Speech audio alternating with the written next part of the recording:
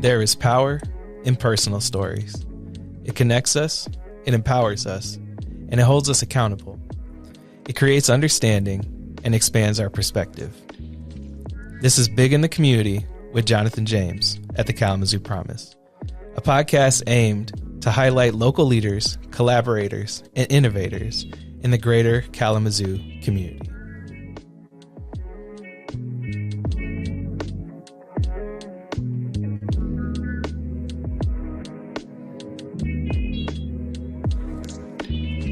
All right, we are back with another episode of Big in the Community. We have a wonderful guest here, Sam Leatch, civil engineer from Wightman Associates Incorporated, and he's going to kick it off with a quote. We're going to keep it with the engineering field here. An architect's dream is an engineer's nightmare. I'm glad I don't have to deal with that. But we'll get straight into the question. So how long have you been with Wightman, and what led you to your role as a civil engineer? Yeah, so I just celebrated my 10-year anniversary, actually, about a month ago. Congratulations. Thank you.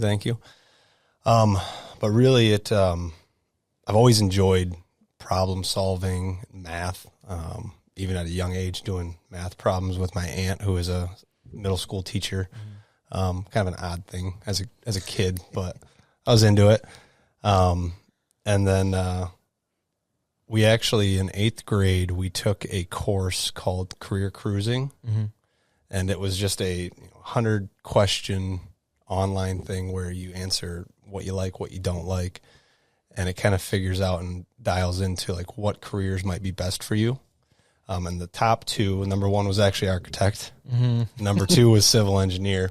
And so I looked at those two opportunities, and I kind of did some research on like what's good about them, how much do they make, stuff like that when you're 8th grade. Right. And I leaned more into the civil engineering career opportunity just because I hated art class. I was not good at art. I could not draw, and I was like, well, architecture is a lot about drawing. So I kind of dove more into that civil engineering path, kind of planned on that throughout the rest of my high school career, and then pursued a degree from Western Michigan University. Go Broncos. Go Broncos. Just won the Natty or whatever people call it. Frozen Four. Okay. Yeah. That was the first national championship since like the 1960s. Really? Yeah, they had won 2 national championships back to back, and it was in like cross country. Wow. So big win for them this Look year. at us. Go Broncos. Yeah. Like I did it. Yeah. Part of that though. We went there. We supported, right? In a way, we were connected somehow. I used to go to the hockey games all the time. Oh. They weren't as good as they are this year, but it's great to see. Right. Anyway, sorry. No, so throughout high school I just kind of planned on civil engineering. I mean, thankful that I kind of had a career in mind and I was able to stick to it. I know a lot of people don't necessarily know what they want to do in high school or coming out of high school, and that's perfectly fine. You can use college as an opportunity to find what you want to do. Right. But I always kind of had that plan in mind. My mom and dad supported me through that. They were glad I was going after something pretty aggressive, something that had a bright future. So I went to Western, 4.5 years. So I took a little extra semester there, but loved my time at Western. Not from this area originally. And so getting to know the community and Kalamazoo and what they had to offer, it was one of the best decisions I've ever made. Awesome. What's one of your favorite things about Western? I usually don't ask this, but I feel like we have lots of Broncos come on the show. What's one of your favorite things that you did while you were there?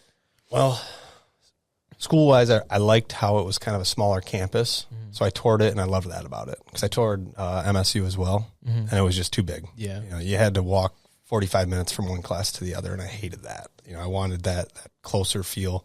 And then I actually toured the engineering campus, Parkview, and that was awesome. I mean, it was maybe 10 years old when I went to Western, came to Western, and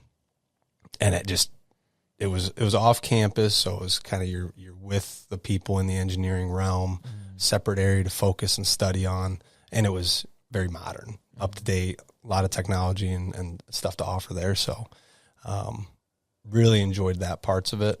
And then just, I think being so close to downtown too. So being able to come downtown, enjoy what downtown has to offer with restaurants, bars and whatnot.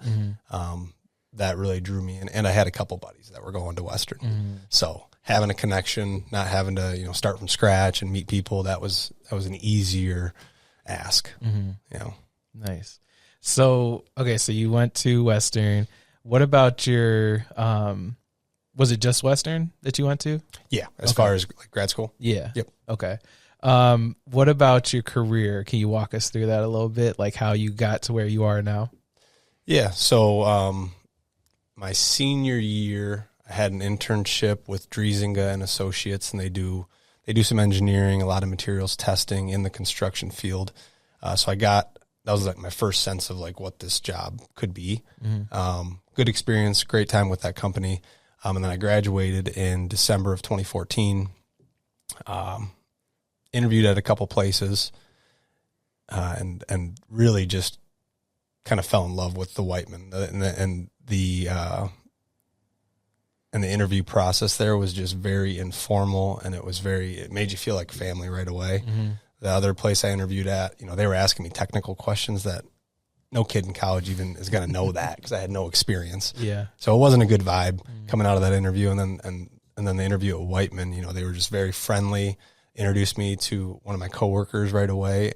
And she took me around the entire office, introducing me to everyone, right out of the first interview, which was a unique experience. And so it was it felt like the right fit. So I accepted the offer at Wightman, and, been there for 10 years now. So I've kind of progressed through my first couple years. I was more in the field. So inspecting construction. So whether it's a road reconstruction, a bridge reconstruction, or if they're laying water main or sanitary sewer, but I was kind of boots on the ground, getting that experience and understanding how do things come together? How are things built? How do you build a road? How do you build a bridge? Because they don't necessarily teach you that in college. It's more technical. And then after that, so that was about 2 years. Then I spent probably 2 years again doing more design in the office. So working in like AutoCAD, where you're actually detailing plans and a design that ultimately goes out to bid. Contractor builds it based on the plans. So I took the field experience, applied it to the design office experience, to kind of pair those together. And then really my last 6 years has been a lot more project management, and then client management, and even management of some staff internally. So I've kind of stepped into those roles more so, loving it. I really like the business development side of the company, connecting with clients and connecting with, even just the staff we have versus just sitting behind a computer and doing the design. Right. That sounds awesome. It sounds like you went through, I want to say like the right way to approach like your career. Like you had the interest at a young age, then you found the right place to go to school. Then you kind of tried it out with the internship, right? Yep.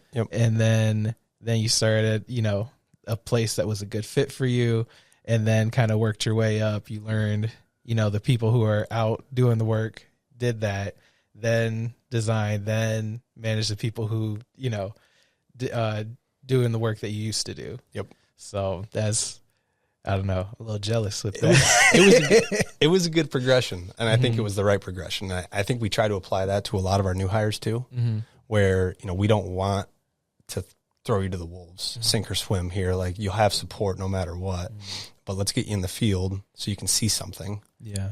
Understand it a little bit better, understand the industry a little bit better. And then taking that knowledge, you can come back into the office and start applying it in designs, because you don't want to draw something that's not buildable. And that's what I think a lot of times can happen if you don't have that real world, like boots on the ground experience. You might be drawing something that you think looks good on paper, but it's just not practical. That's good stuff. So about Wightman. So there's several locations in Michigan and Indiana, and also here in Kalamazoo. So as you're a resident here, right? Or close? Was close by, yeah. Mattawan now. Okay. But how is living like here and, in the surrounding area, how has that shaped your perspective on your work? Good question. I think because I've been in Kalamazoo for 15 years now, I think it's largely just having a better understanding of the community and what the community has to offer, connecting with people throughout my time at Western or in this industry, or even just the networking opportunities through Southwest Michigan First, and building those connections to understand what drives people, what do people want, because ultimately the work that we do, and it's kind of behind the scenes, but it's changing infrastructure, it's changing the way we travel to and from work, adding parks, cleaner water, whatever it may be, but understanding what drives people, what do they desire, what's important to them, and being able to apply that and at least consider it and incorporate it when we're doing a project, not just, forgetting about it. Yeah. No, infrastructure, I didn't realize how important that stuff is. That's the stuff where, you wake up and you cut the lights on. You wake up, you turn on the water for the shower, those are like government infrastructure things, but somebody made plans for that. Somebody's keeping it up. Somebody is improving it. And that's the stuff we kind of take for granted. That's a good way to put it. I mean, if your water didn't turn on this morning, that'd be a problem. Be mad. Be mad. Calling somebody and I'm cussing. No, I'm not cussing them out, but I'll be upset. I mean, it's the same thing with, we get into the summertime, which we're ramping up now. You see all the barrels out there, all the barricades, roads closed, detours here and there. And people get frustrated by it. And I get frustrated by it too, even though I'm somewhat responsible for a lot of it. But it's for a purpose, and it's for, improvement of our infrastructure, because this stuff doesn't last forever. A road might be good for 15, 20 years, and then it needs to be upgraded. So, it is an inconvenience. It's a temporary inconvenience, but it's for a greater purpose. And so, trying to balance that. People want to complain about the roads being in bad condition, but then you also complain about the barrels being out there. And so it's, hey, you can't have it both ways. Yeah. There is a back and forth as far as this needs fixed. Why is it taking so long? Yeah.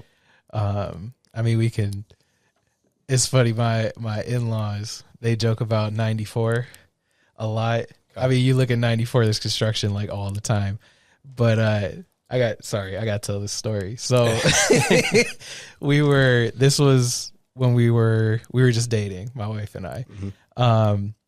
And I came to Thanksgiving, right? They're in South Bend, Indiana. And this was after dinner. They were going on about 94, how it's the deadliest highway. There's accidents all the time for 15, 20 minutes. And then they realize, oh, John, you're about to head home. How are you getting home? Yeah. Oh, you're taking 94? Yeah.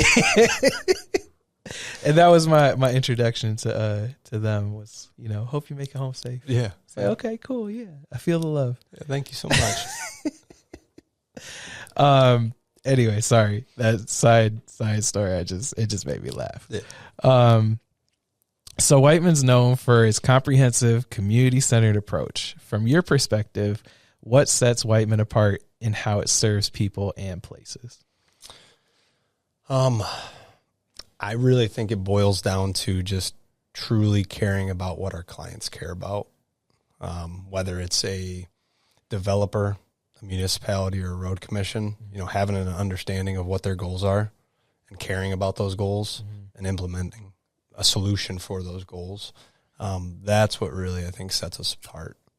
Our service area is usually about an hour and a half from each office. So, we are up to 11 offices now. We have a couple over on the, near Detroit, Royal Oak and Southgate. We have 5 or 6 in Michigan, and then 3 or 4 in northern Indiana. So we have quite a reach now, but we typically don't, out of Kalamazoo, we don't service someone that's more than like an hour and a half away. So largely the projects that we're working on are in the communities we live, work, and play in. And so it's, what we're doing and the decisions we're making, it impacts, not just those communities and the people in those communities, but even ourselves and our coworkers, our friends, and our family. And so considering all of that, and I think having a local presence, specifically Kalamazoo here, and the impacts we can make on our infrastructure, it's taking that holistic view of, let's not just do what's easiest or quickest, but let's look at and get the feedback. And that's something that we value significantly, is on the front end of projects, getting some community feedback. So whether it's a quick public open house, just an informational meeting so that there's transparency there with the public. Now we can't force people to come. We love it when they can attend. And I know they've done a lot of that for the big projects that are happening in Kalamazoo and down in Portage as well, where there's multiple open houses before we even get into any sort of design, because we want to get that direct feedback from the people. Because we don't want to propose something that they're going to hate. And so and there's never an agreement. I mean, everyone's got their own opinion. So, the whole non-motorized paths versus no non-motorized paths, that's a tough back and forth there, because a lot of people just want roads and lanes to drive in. A lot of people want sidewalks and bike friendly. That's 2 different sides of the spectrum. So we got to find somehow to meet in the middle there. But it's engaging with the community, engaging with the public that has an interest in these projects, and making sure we're incorporating kind of what their goals are as well. See, the longer I work in this setting, the more, I guess as I get older too, the more I learn that every single, I guess what separates you, like we did Leadership Kalamazoo, best class ever. Best class ever. Just had to say it a few times. I should have worn my polo. In case anybody happens to be in the room that might be in it at some point, we just had to reiterate that they won't be as great as the class before. They can be second, though. Yeah, second best is fine. Silver, if you will. Anyway, sorry. It's a running joke. Sidebar. But you learn like kind of what sets you apart from like, say, if you were the person who's like making the tool or doing the work that's like the boots on the ground, then you move into the higher like leadership positions. You have to learn there's so many layers to the work that you're doing. It's like, yes, I know how to come in, like build a road, but I don't know how it's going to affect this community. I haven't talked to them. I don't know what they want. Like it's so many things. I don't know what the infrastructure already is, what laws are in place. Like you kind of have to become not an expert in multiple things, but you have to have like base knowledge in other things. Like after I've mastered my skill and my craft, I have to learn a little bit of these other things that affect my work. Yep. And then dealing with people, which is that's a whole nother animal too. And that's something that they don't teach you in college. It is so focused on the technical. Yeah. Which is great. And it's good and it's useful and has its purpose, but they really don't prep you well enough for the public sector and the public side of things, and public speaking.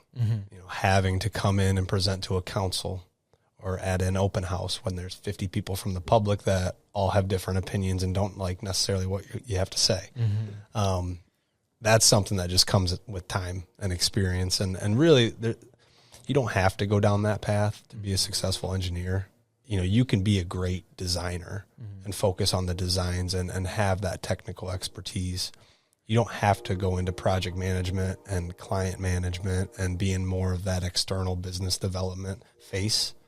So there's success in both paths. I've just leaned more into that external business development side of things because I do enjoy communicating with the community and giving them updates on the project and getting their feedback on things so that we can take it back to the drawing board and incorporate it as it makes sense. But I think, and then to close the book on that question, I do want to talk a little bit about the internal side at Wightman, because that was more, I guess, how we interact with the clients, the external side of things. But internally, I think, and this is where I've just been very happy with Wightman during my tenure, but we have established a really good culture there where, you know, it's more than just you're going to work. It's a 9 to 5. You know, you have your coworkers. It's more, coworkers have become friends and family. We do a ton of events throughout the year that really build and reinforce that culture. You know, we have a company softball team, and we kick off next week. Okay. We don't have one of those. You don't? No. Oh, you need to get one. I don't think our team's big enough for all that. Well, we got like 30 people now. But do we have 30 people that want to play softball? That's tough. I don't know about that. I mean, we're up to, at least in our Kalamazoo office, because we play here locally, but we're up to, I want to say, about 60 people in our Kalamazoo office, and it is tough to get 10. So it is tough, but it's fun, and it's a good way for, you know, coworkers to come together outside of work and just have a little fun, you know, have a beer, play a little softball. We're not the Yankees out there. We're just trying to have some fun. But we do that. We do throughout the summer club events, we call them, where someone will host an event at their house. You know, they'll have a main dish, cook hot dogs, smoke some meat, and then BYOB, and everyone kind of brings a dish to pass. But then it's just a way to get together on a Friday evening or a Saturday evening and have some fun. So we'll do a handful of those. You know, there's just a lot of little things we do, where potlucks in the office, things like that, where it's, you know, we're still working and getting stuff done, right? But we're having fun at the same time. Yeah, that stuff helps, because if the only interaction we have is in the office and we always disagree, I'm going to get frustrated with you at some point. Short fuse. But, you know, if we go and have fun, you know, play some softball, share a beer, then, you know, I'll remember that when we're having a disagreement and not take it too far and then, you know, call HR and all that sort of stuff. Yeah, it's not personal. It's just, it's a good way to really build connections too in the office. Like, younger staff come in, we joke, because we hire interns every year that help out in the field throughout the summer. And there's a running joke now in the office that one of the qualifications to actually get a job is you got to be good at softball, because we keep hiring these younger kids out of, like, they go to Western or MSU, and they all end up wanting to play on the softball team. And 9 times out of 10, they're phenomenal baseball players. And so it's like, it's just this funny running joke now that that's a pre-qualification to. Right. That's funny. Yeah. Could you tell us about a recent or favorite community-based project that you've worked on in Kalamazoo or the surrounding region? Most of the projects I've worked on kind of around the Kalamazoo area are, you know, a road or culvert, bridge. So they're not community centric. I mean, it impacts the community, but I think one that really stands out, it's City of Waterville. So it's about 30, 40 minutes west of here. But there was a vacant parcel right downtown next to a little parking lot. It just wasn't used, wasn't serving a purpose whatsoever. And the city was able to get some donations, raise a little pot of money where we were able to apply it to kind of re-envision that vacant parcel. And so we added a nice pavilion, water fountain, lighting, seating, some nice stamped concrete, where we actually kind of just repurposed the whole lot. And it was right downtown. I mean, right in the hub of downtown. And it's become a huge use for the city. They have music in the parks there on like Thursdays every week in the summertime. You know, the band will set up under the pavilion. People come hang out in the park area and listen to some music. And then that was really the catalyst to create a social district in the city as well. So they have a couple breweries, or they have a brewery and a couple bars there, but they have actually approved a social district, I want to say a year or two ago. And that's kind of the hub. That park is kind of the hub for that, where people can kind of walk between bars or to the brewery and, you know, have a drink and sit outside. Maybe music's playing, but it's it was a huge benefit, I feel, for that community. So that was a fun project. Yeah, that's awesome. Get you starting bands and I can't play an instrument to save my life. But that's kind of the, like the bigger picture thing. Like, yeah, it's roads. Yeah, it's like infrastructure stuff, but it leads to like things that people will see and be like, oh, this is awesome. And it kind of started there. So it's important work that you're doing. Oh, Thank appreciate you. that. It's fun. What about your Wightman's mission includes listening deeply to community partners. What does that look like in your day-to-day work when collaborating with local governments, schools, or institutions? It really starts, I think, on the front end of projects. And it's having, a brainstorming session with the client to understand their goals, having a public open house, public info meeting where we can get feedback from the public, and then just making sure that, if I'm managing the project, then I'm kind of delegating down and reinforcing those goals to the staff and the team that's working on the project to make sure the goals of the community, the goals of the owner, the client, it's being addressed. Mm-hmm. And so it's, there's a balancing act between the technical and then, the management side of things. Mm-hmm. So making sure the design gets right and it's in accordance with current standards. We can't just go building anything too crazy out there. But also making sure that we're also incorporating what the community wants and what the owner wants to the best of our ability. Okay, nice. All right, enough about them. This is about you. Okay. What motivates you in your work, especially knowing your designs directly shape how people live, travel, and gather in communities? I think that's it. That's kind of what motivates me. I leaned into civil engineering because I was able to be a part of a project from the front end to completion where I can, maybe go after funding for a community because they just don't have money.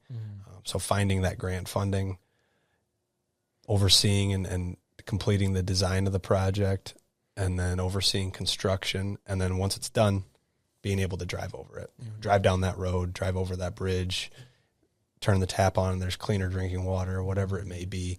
And I think seeing how that impacts that community and knowing that the client and the people that it does impact are happy with the result, that's what drives me. Every project touches someone. Maybe not me, maybe not you, but every project touches someone and impacts someone in their daily commute, or there's a new park, in their neighborhood that they can now go to with their kids or their friends and their family. And so it impacts someone to some extent. And I think knowing that this role has that sort of impact motivates you, and it has to motivate you. If it doesn't motivate you, then I don't think you're really leaning into this career properly. This is good stuff. I'm taking notes. Okay. If you could change one thing about the greater Kalamazoo community, what would it be? I think the obvious one and the one that we have talked about during Leadership Kalamazoo is best class ever. Best class ever. Just making sure.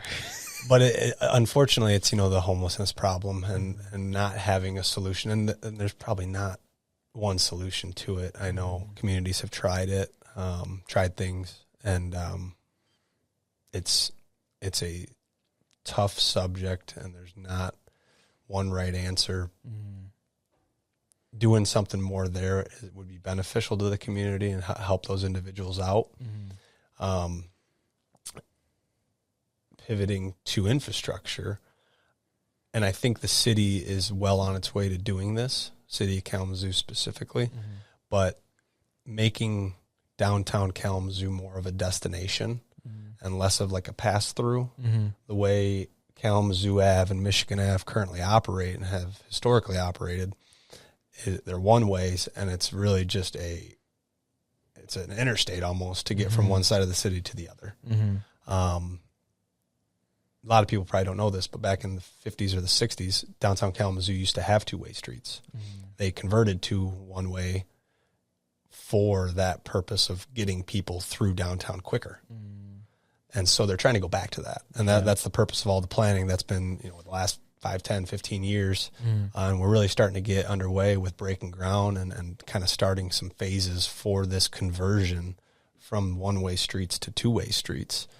But it'll slow things down, which I know some people don't like. And MDOT's helping with the business loop connection on 131, to get around town. But, the purpose of downtown Kalamazoo isn't to just cruise through downtown and get to the other side. It's to come downtown, whether you work downtown or you play downtown, but it's to come downtown. And I think ultimately that will really help businesses thrive, where there's going to be a lot more people that want to come down here and spend time down here. And it just becomes, a greater destination in Southwest Michigan. Yeah. Because we've talked about this multiple times, I think, in the office, just like how downtown is set up and how it's, I don't know, it's like, I grew up here. I came downtown not that often, like even as an adult, like maybe to go to a bar or a restaurant, but really that was it. Maybe a festival. But like as a kid, there's not, at least for like youth, there isn't much outside of like the park and like events that happen maybe. But, and then even my wife, she's like, when we go to like Rib Fest or something, she's like, we got to pay to get in. Cause she's coming from like Grand Rapids area. Yeah. And like, if they have an event downtown, you just go. Yep. And then you might buy stuff while you're there, but you don't have to pay to get in. So that's a thing too. That could be something good to change. Maybe you'd get more traction and more people coming if you didn't charge an entry fee, which it's probably a small entry fee, but still just the purpose of that initial charge might push people away. Yeah. Spending $20 to get in, and then I got to spend $20 on the food. That's expensive. But I don't mean to just complain about stuff, but, you were talking about the homeless, population. I agree. It is something that needs to be addressed. And I know like Kalamazoo is working on it.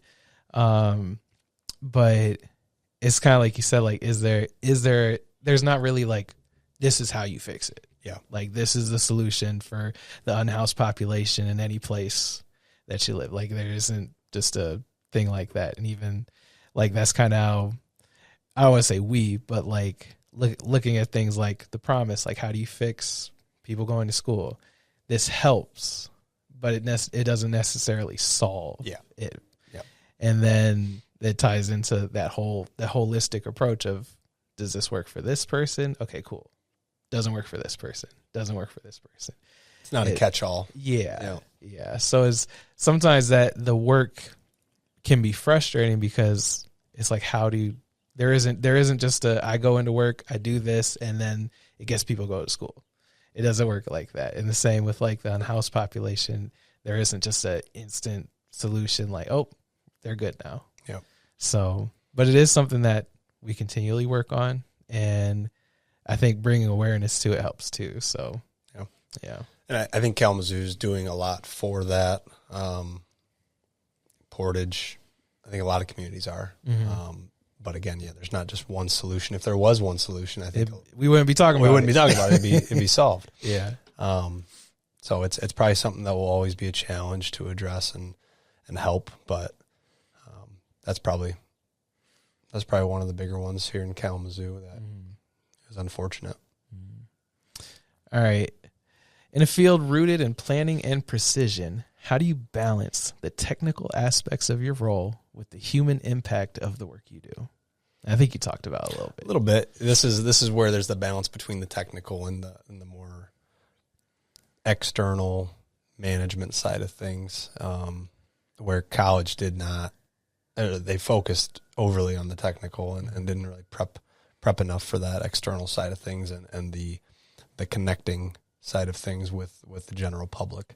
And so college is really focused on the technical, but the people side of the field is more important than the technical. I mean, you need the technical to get it right and the design, but really that external people-centric connection, that is the more critical. Because if you don't have buy-in from the public or from the client or the owner, and there's no trust built there, then you're never going to be able to get the project moved forward down to the finish line. Yeah. You'll have pushback continuously. So it's being able to present things in a way, I don't want to say dumb it down, but layman's terms where, we don't need to present it in a technical way that other engineers will understand. We need to present it in a way that makes sense to our audience, kind of tell that story. And that's really what you're doing here too, is telling stories. And so it's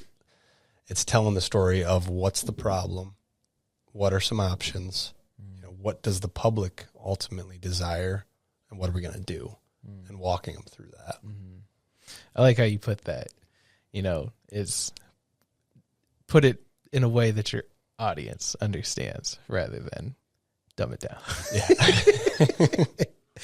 Yeah.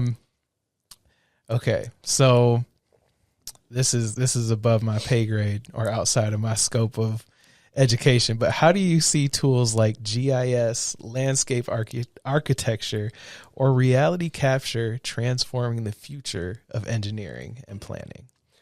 So I'm going to lean into the GIS one. I think that is, in my opinion. Can you explain what GIS is to us? So it is Geographic Information Systems. Okay. So it's essentially, it's a mapping tool, really. And that's where we've really used it of late, is, we'll do a water main project or a sanitary sewer project. And there's a water service to every house, to every building.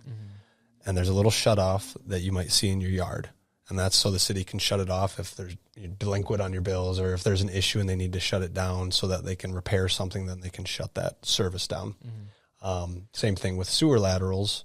There's a clean out that comes up so that they can inspect and maybe jet and clean that lateral if there's a backup. A lot of times grass builds up, dirt builds up, and you can't find those anymore. And so then the community's searching and trying to find the infrastructure that's out there.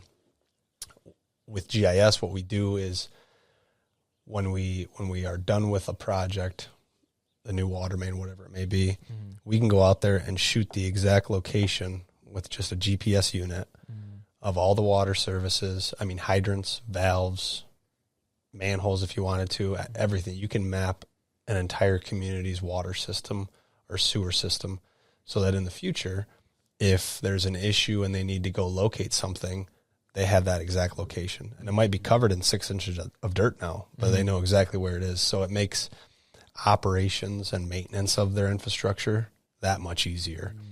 I know that our GIS team, which is a team of 5 now, they kill it. They do awesome work. But for the Road Commission of Kalamazoo County, they did a snowplow mapping project.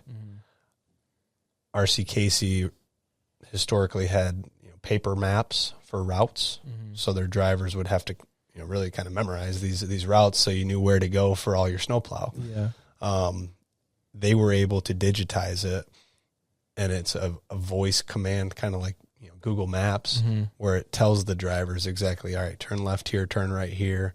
So it's just all automated. And they also are able to use that as transparency with the public to show what routes have been plowed. What roads are safe to drive now, because we were able to get to them. These other roads, we haven't gotten to them yet, but we will soon. But there's more transparency there, trust building with the public, to know that they're out there, working hard, trying to get the roads cleared up. But GIS was used to solve that problem. Okay. And just make it that much better, I think. Okay, I'm learning a lot here.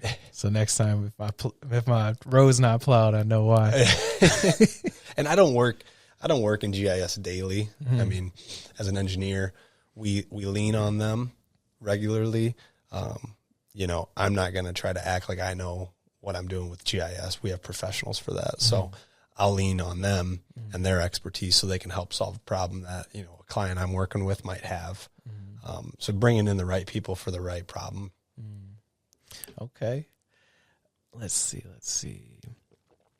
What are some of your favorite parts of living and working in Kalamazoo or greater Kalamazoo area? I'm big into golf. And so I love that we have a handful of golf courses right around town. The Gull, Lakeview courses, Prairies. That's my home course right off West Main there. There was a couple other ones that closed up, unfortunately, but really love being able to get out, enjoy the outdoors, and play golf here locally. But from a big picture standpoint, I really like how Kalamazoo, and I think this is what drew me into post my time at Western, really searching for a job here instead of looking in Chicago or Detroit or Grand Rapids. I was looking locally here because I liked the balance between Kalamazoo being a big, small city and a small, big city. You go 10 minutes out of town and it's a little rural, which I love because I grew up in a rural community. So I like that rural vibe. But then you come downtown and you have all the restaurants, the bars. You're not too far from, different stores and outlet malls and whatnot. But there's that, I think it's like a perfect balance in size where it's not the bustling Chicago, which I don't think I could handle. But it also has a lot more to offer than some of these really, really small towns throughout Michigan. Yeah. No, I couldn't live in Chicago either. I'll visit. It's nice. It's nice, but we lived out in the country for like 2 years, and I loved it. Yeah, it was so nice. I was like, "This is peaceful. It's quiet. I don't hear anything. Yeah, quiet. Anything. Slower pace. I feel like. Yeah, just look around. Like we had lots of land. I was just looking like, this is beautiful. Like, was this in Michigan or down in? No, Indiana? This was outside of Jackson. Jackson, Michigan. Yeah. Okay. Yeah, I was still working here. My wife was working in Ann Arbor. And so Jackson or around Jackson was like the middle point. Okay. So we were like, all right, we're going to get our first house right here. Right in the middle. Yep. And it was great. I mean, the commute wasn't great, but it was nice. Yeah. I'm familiar with that area. I went to high school in Addison, which was like 20 minutes south of Jackson. And that, it's small. Rural. I graduated with like 80 people. Okay. But yeah, I feel like Kalamazoo has that good balance. And it's, I mean, you moved here, came back here and settled down and for a reason. Yeah. It's Kalamazoo grows on you. I mean, you could, like you said, you could live kind of in a rural area. You could live downtown. You could live in the, the suburbs or whatnot. Cause like now we're in like a neighborhood cul-de-sac, it's different. It's still really nice. Good for the kids. Right. It is. It's just different now. So we just gotta get used to it. Yeah. The location's great too. I mean, you're 45 minutes from Lake Michigan, so you can visit the lake. You're smack dab between Detroit and Chicago, so if you wanted to go visit, go to a Red Wings game, go down to Chicago, Navy Pier, it's not too far of a drive. So just location-wise, I think it's great. And the Four Seasons, I'm a big fan of all 4 seasons, wintertime. So right. Winters, I don't know, I feel like you can get all 4 seasons here in one day. So I feel like we just did the other day. Was there anything else that you liked about living here or working here? No, I think I really covered it. I mean, I enjoy getting outdoors, so whether it's on a boat or kayaking or something like that, I think our company's created a culture where, we do the golf league that I'm on. Half of it is Wightman employees now. And then we do the softball as well, full Wightman softball team. And so, getting out and playing softball down at Southwest Edge Park in Portage and getting out and golfing at the Prairies. And so it's just getting out in the community in this area and kind of enjoying what it has to offer. Nice. Do you have, I feel like you answered this already, but do you have a favorite project or community interaction that stuck with you? I feel like you answered that with the one question earlier. Unless you have another one. The park in Watervliet was a real impactful one that I enjoyed. Community interaction, I think, it'd be my time with Leadership Kalamazoo. Best class ever. Best class ever. Hey, that was I'm glad that I was given the opportunity to do that. Because I was the only one really in my industry in that cohort. And so being able to connect with others and seeing the perspective of others and the careers and their pursuits, it was a nice perspective to gain. And so I valued my time there and just learned a lot about the community. I mean, on the community tour, the public safety day, you really just learn a ton about the community that, even though I've been here for 15 years, there's a lot that I didn't know. And so that was very valuable information and a great program to be a part of. Nice. I won't say it again. Let's see. So how has your role at Wightman shaped your own life? What advice would you give to someone considering a similar career path in engineering or community development? Pursue it. I think, whatever passion you have, pursue it. But specifically to engineering, I think it's become one of the greatest decisions in my life, because you're able to do work in communities that is impactful, but at least look into the opportunities of engineering. I know not a lot of people, especially in high school, know necessarily what engineering entails, the impact that these careers might have. I mean, even if it's mechanical, you work for a car manufacturer, like you are maybe designing something for a new model car that hundreds of thousands of people are going to drive. And so that's very impactful too. So there's a ton of different avenues of engineering, not just civil. And there's a big umbrella under civil where you can do bridge design or road design or more water sewer design. But look into the opportunities that engineering offers or that there is to offer. Maybe reach out and connect with someone that's in that industry just to get direct feedback from them and their impression on what the role entails. But really just do your research and if you're interested, go all in and pursue it. It's good advice. If the Kalamazoo Promise had been available to you, how might have it impacted your academic or professional journey?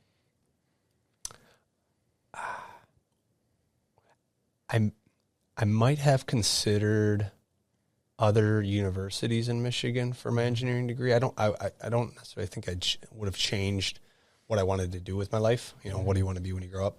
But I may have looked into other, U of M, Tech, something like that for a civil degree. But I really have no complaints of Western. I'm very thankful that I chose this school. I made a ton of connections while I was there, friends still to this day, a couple of whom stood up in my wedding. So still really tight with those guys. I landed a job in Kalamazoo with a company that I feel values me, and I enjoy my time there and enjoy going to work every day. And ultimately, I happened to meet my wife in Kalamazoo. And so that's a nice thing to have happen. Yeah. So it's been a lot of good things that, the decision to come to Western and what Kalamazoo's given me, they've really added up over the years. I like that answer. If you had a golden nugget of wisdom that you would share with a young person interested in engineering, what would it be? Lean into every relationship you're able to make, whether it's personal or professional. Everyone has something to teach you. No one knows it all, especially me. So, build on those relationships. You have something to offer everyone, just as everyone has something to offer you. So, build on those connections and don't take them for granted. I think it would be a big one. Taking notes. How can people connect with Wightman to learn more or collaborate on future projects? I think our website's probably the best place to go to. A lot of information on there. about past projects, staff page. That's gowhiteman.com. Gowhiteman.com. Yes, sir. That would probably be the best source to go to, but we also have social media accounts. So, LinkedIn, Facebook, maybe we'll have a TikTok one day. But so you can go to those sources as well to kind of see what's going on at Wightman. I know our marketing team posts on LinkedIn and Facebook regularly, especially with like open job opportunities that we might have available at any given time. Okay, nice. Do you have any questions for us? I say us because I'll get him to get on the mic if he needs to. There we go. I guess I'm curious what, you got into this profession and what you do here at the Promise. What motivates you daily? Kind of gets you jazzed up to go into the office. I mean, I think at first, for a lot of people, money. I mean, you gotta live. But like that was my motivation before working here, was like, I'm going for a paycheck. And then I think I wanted to change because I was working at the med school downtown here. I was looking for a change, looking to like find something else, maybe like a career, not just a job. And then as I was here, I started learning about like all the things in the community. I was like, I didn't know this was here, and I lived in the community like my whole life. And so bringing awareness to all the stuff that's going on in Kalamazoo, helping people. When I find out like a friend that I helped connect to the Promise is graduating, or, is taking classes, things like that. Those little success stories, those, I really enjoy those. Just try and make a difference. Honestly, I really have like a servant's heart, or like for public service specifically. But I think it started as like, I just want to help people. I didn't know what that was before school, even during school, until like I was here. And then I was like, okay, this is what I want to do. That's awesome. Yeah. So I had the initial idea, but that it developed. Yeah. Blossomed into what you're doing here today. Mm-hmm. I mean, it's very cool. What, one other question for you. Okay. What could local businesses, how can they partner or support the Promise? What opportunities are out there? Hire Promise is our internship program, where we just challenged all local businesses to hire a Promise scholar. And the program is in the summer. It's a summer internship. I'm not the Hire Promise person, but I love to tell people about it. But I turn to take notes now. But yeah, Hire Promise, a play on words. But this is the fourth year of Hire Promise, so it's been successful. What's special about it is the students, they pick their interests, or like where they'd like to go. Okay. And they give us like a 1, 2, 3, 4 option and preference. And then we match the interns to an internship. Cool. So that kind of removes barriers as far as like, oh, I can't get into Pfizer, or I can't get into Stryker, I can't get into like specific places that might have like, you have to, like, it's very competitive to get in. Yep. It helps with that. So it's very much career exploration. They get, they do workshops, they do trainings, but also the partners who participate, they also have workshops for the managers. Okay. So it's a beneficial, both way thing. So. Yeah. Mutual. Oh yeah. And he one of the producer, started as an intern through Hire Promise. At the Promise? Yeah. Awesome. Yeah, one of the exclusive Hire Promise at the Promise. The one and only. Right.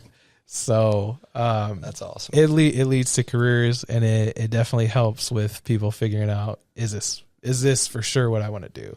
So Yeah. No, that's a great program to have. Yeah, that we do our promise signing day. So a lot of businesses will give like raffle items or things like that. We really don't take like what's it called, donations or anything, because we're funded in perpetuity. So we don't really look for funding, but really just opportunities for students. If you have students at your place of business, or if you have employees who aren't using their promise, get them connected. That's one of the easiest things. Like, hey, you have an employee, you don't even have to pay for them to go to school to skill up. Like, just send them our way. So Really? yeah. Okay. Well, that's good to know. Yeah, I think there's a lot that I don't even know about it. I think I maybe learned a little bit through my time with Leadership Kalamazoo and you being a part of that. Yeah, you got to see my supervisor. Yeah. So I got to learn a little bit, but I think there's a lot that even I don't necessarily know. So I think, yeah, it's connecting or providing those avenues of, hey, here's your situation, go talk to John or someone at the Promise, just so you can learn more. And it's that simple, just like, a conversation. Yeah. We're always trying to find our scholars who either stopped using their promise or never did. So, yeah, and that's unfortunate. Never using it. Yeah, I mean it's a multi-layered. There's so many reasons why, and then uncovering like, okay, what is it that's getting in the way? Yep. What barrier is it, and then how do we fix that? That's why we have 30 people on our team now. We realize it's not like just giving a scholarship in a lot of cases isn't enough. Yeah. And so, okay, what else can we do? So, yeah. Any other questions? I think that's all I really had. Okay. Is there anything we didn't talk about that you want to talk about? No, I mean, I appreciate you sending over some prep work here just so I can prepare a little bit. And, any shout outs you want to give? Any shout outs? Yeah. Let's just shout out the WMU Bronco hockey team again. Okay. Because that was a big win. Yeah. That was a heck of a game. I don't know if you watched the championship game. I didn't. Oh, they put it to them. It was like 6-2, I think it was. Oh, okay. We smacked them. That's they were good. Yeah, that was a fun one to watch. Nice. So it's good to see Bronco sports actually making a name for themselves now. Yeah. No, it's good stuff. All right. Well, I'm going to close us out with some encouragement. So, engineering isn't just about solving technical problems. It's about helping communities thrive. Your work is part of something bigger, and it matters. Thanks for being here. Appreciate it, John. Thank you.